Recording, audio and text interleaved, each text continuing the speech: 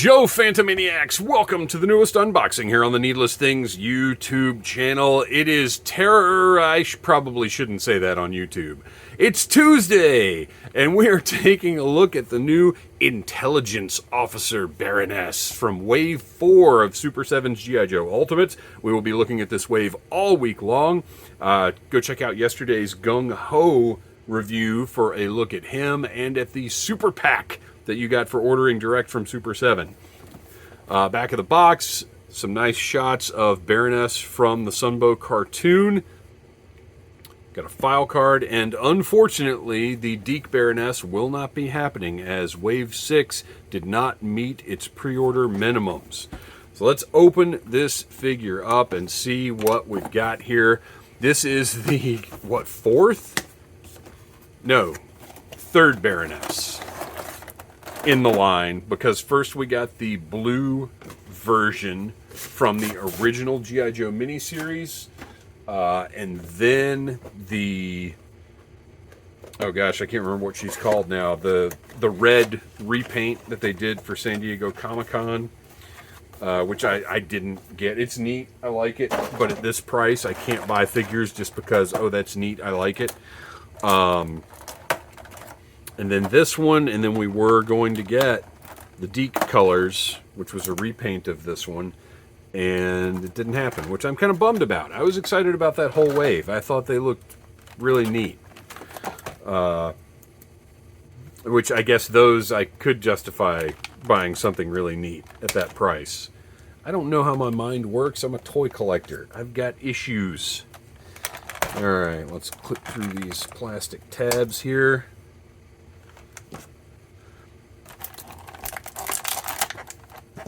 And take a look at one of the most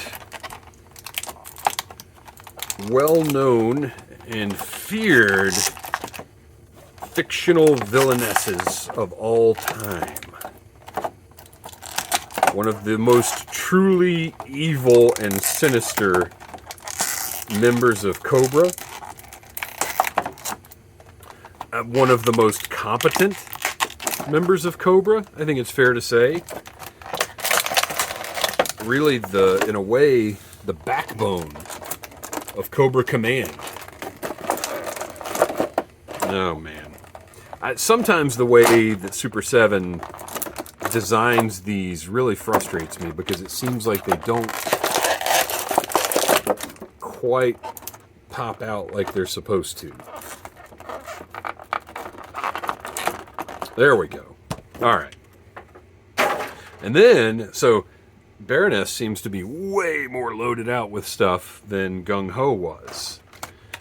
Her secondary tray is way more jam-packed.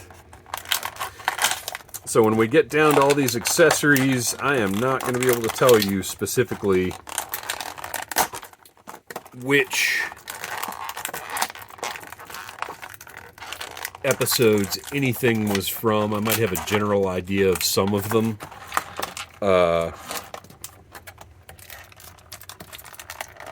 But I'm just not a memorize episode names, and I'm not Wikipedia, or Joepedia, as the case may be.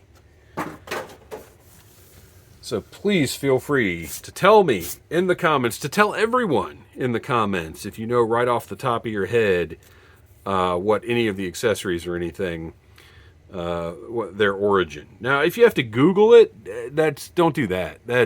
Come on. That's not displaying knowledge. That's displaying I can do the same thing anybody else can do. But if you know it, then you know what that is.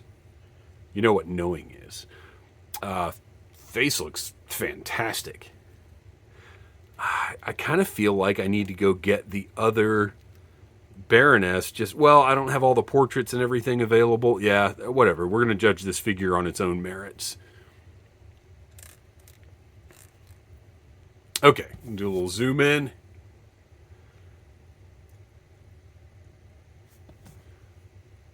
So the portrait is excellent. That face, I mean, that is Sunbow Baroness. The hair is a nice, soft, I noticed this when I was pulling out the alternate portraits. It's a nice, soft plastic, so you can actually move that head around and get some different looks. It's not really restricting the articulation.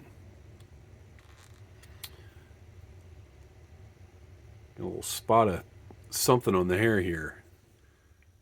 This wave seems to have, so far both figures I've reviewed have little spots of imperfections. All right, so she is not, her suit is not quite like black because it was not that in the show, because in general, in comic books and in animation, you don't use a lot of actual black.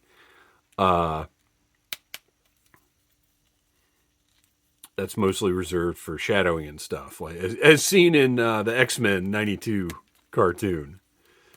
So she's got standard Super 7 articulation. Everything's moving very nicely. Look at the detail on the glove. Love that. And also the detail on the backs of the boots.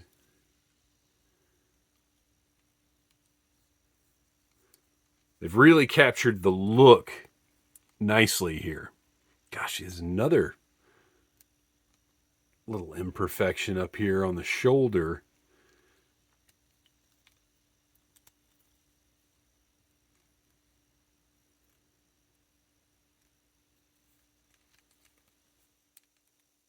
I'm kind of looking around to see what else is on here. Everything else looks pretty good. Again, these Super 7 Ultimates can sit, which is not something every figure of this style and scale can do. See where the knees bend, got the little boot top there that fits right into the ridges.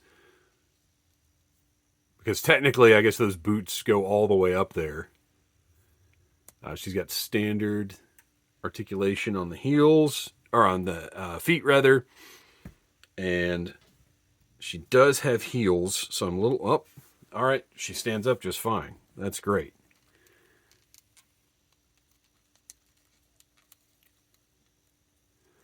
Cobra emblem looks good, placed centrally, nice and clean.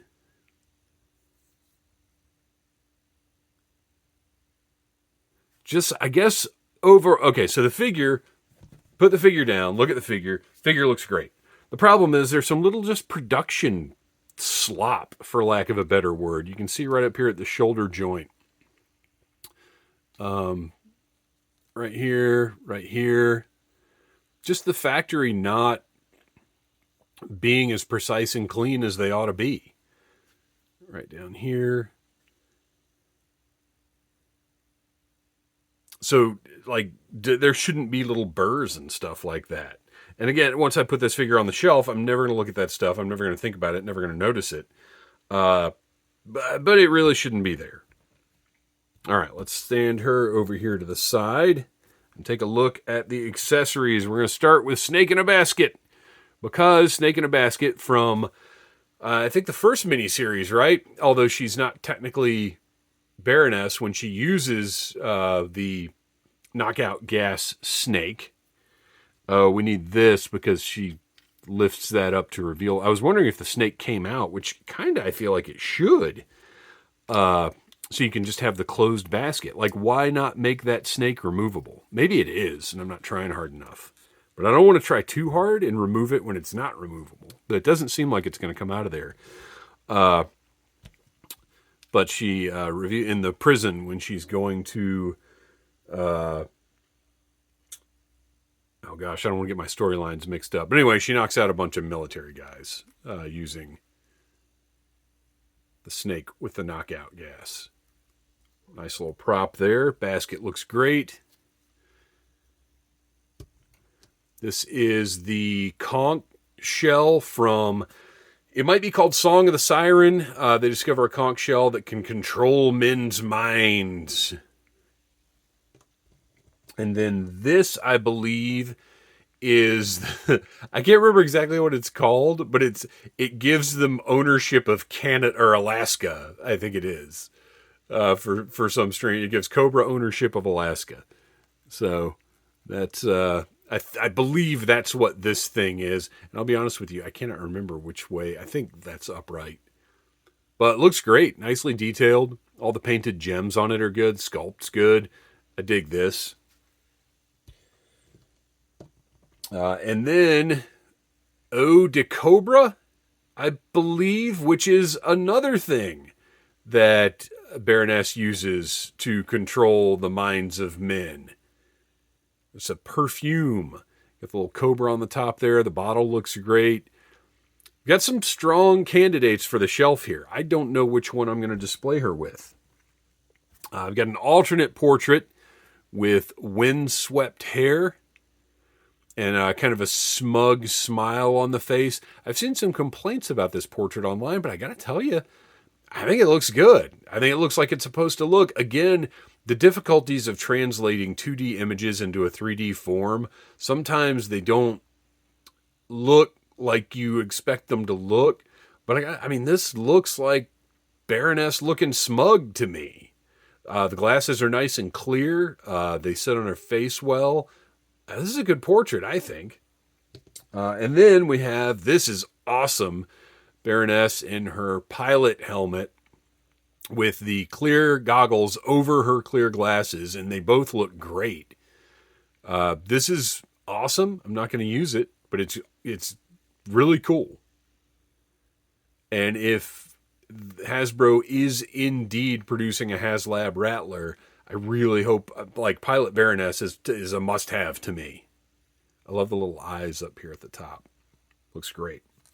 She has a multitude of hands. Oh, I forgot a couple other accessories. A couple other non-blaster accessories. She has a multitude of hands to interact with the things that she includes, as well as hands for chopping or gesturing, trigger finger hands, C-grips, things to deal with the items that she comes with. So here is a Cobra grenade, because if Cobra Commander's into anything, it is branding. So of course there would be a Cobra grenade. And a camera with a super preposterous telephoto lens with a little gloss on the lens there. Pretty neat little item. This could potentially be used in classified, although that lens is so silly. I don't know. But scale-wise, with something like this, you can kind of get away with faking something like this out, because little cameras like this are in all different sizes.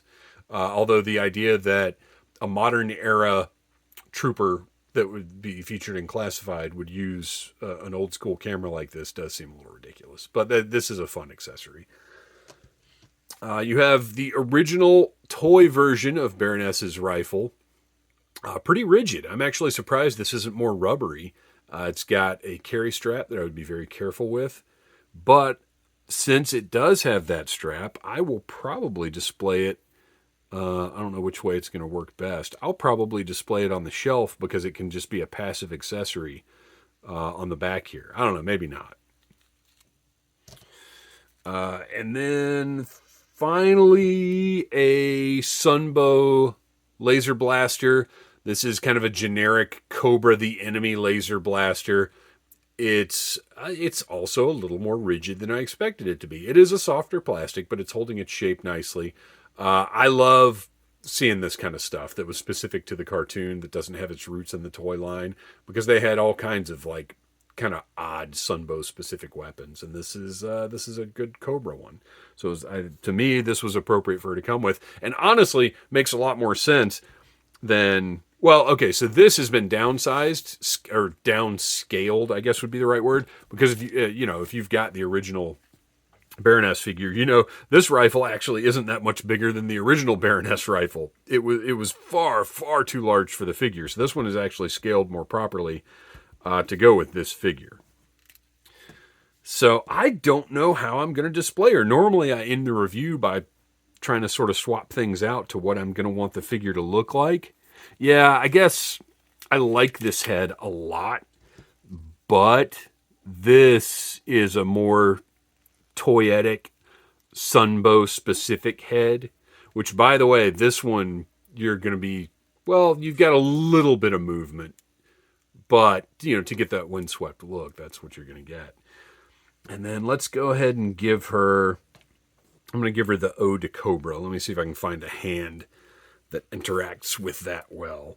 Or actually, I take that back. Okay, so I'm going to give her the Cobra Blaster. So that should work for that. And then put Ode to Cobra, hopefully in her left hand. We'll see if Super 7... So this is my personal toy making opinion. If I were making a toy line, every hand for accessories, if I was only going to have it available for one hand, there would be trigger finger hands for both always. And then accessory specific hands. Well, you know what? Really, they should both be both. But the accessory specific hand would be the left hand. In most cases. There we go. So what looks like, this looks like it'll hold the Ode to Cobra. If I'm pronouncing that wrong, for our French subscribers, please do let me know in the comments. That may not be the optimal hand, but it works. So there she is, Baroness. Like I said, there's some little production issues, or manufacturing issues, not production issues. There's some little manufacturing issues that I'm not wild about. But overall, this is the version of Baroness that I think most people will prefer, from the cartoon anyway. But I do like the original blue one because, again, it's Sunbow specific. But this one looks great. I think that head looks awesome. And I'm happy to have it, and she's going right on the shelf. So thanks for watching. Please like, subscribe, share, tell your friends about Needless Things. And until next time, Cobra. Smash that like button if you like Needless Things.